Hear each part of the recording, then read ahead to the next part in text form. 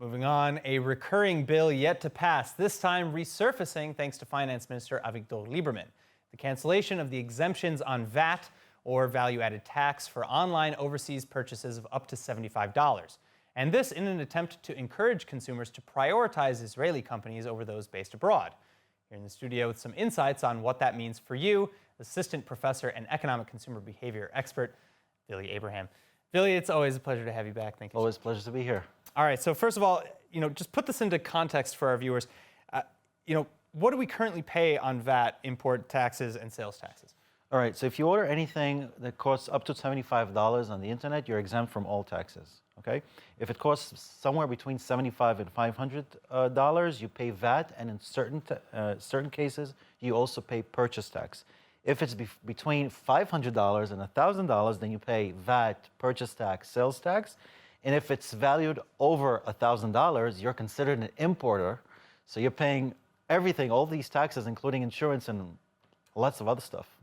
So, okay, so why does the government want to cancel the VAT exemption for purchases arguably so little, I mean, under $75? And what, or would consumers rather and local businesses theoretically benefit from this? All in all, Israelis spend about 16 billion shekels annually buying things online. 65% of that is from purchases made abroad, Amazon, etc. And the government is losing somewhere between 1.5 billion and 2 billion shekels every year in taxes.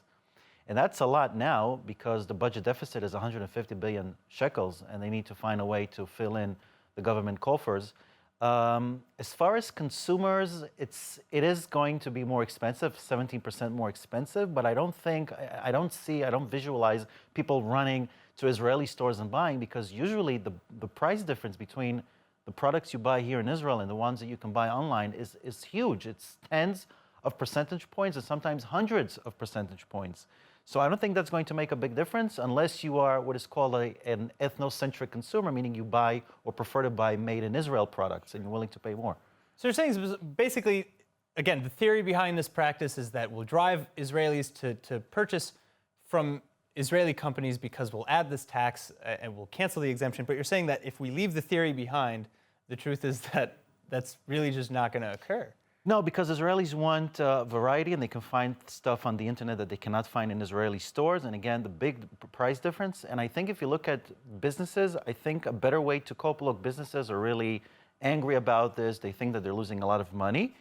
And I think that a better strategy for businesses would be to decrease prices, lower their profit margins, and sell in larger, more competitive. Exactly, in bigger amounts. And this is how you can make more money. But if you have something in the States that costs $1 and you sell it here for $10 or $20, people are not going to buy it. But if you sell it for $2, a lot of people are going to buy it.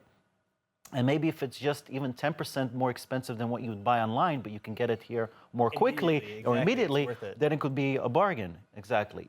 So we have to change the strategy. Unfortunately, I don't see Israelis flocking to stores now in Israel and buying a lot more because of the major price differences. Wow. All right. Well, so at least you gave us a couple of tips to maybe become a little bit more competitive in the international market. Billy Abraham, as always, thank you so much. It was a pleasure.